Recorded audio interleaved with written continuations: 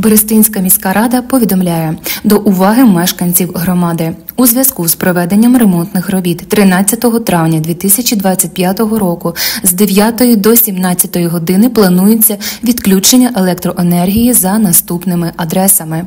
Мікрорайон, будинки 2, 3, 4, 5 та 6, вулиця Слобідська, номер 2, 42, вулиця Вишнева від номера 4 до 22, вулиця Єдності, номер 2 до 14. Вибачте за незручності.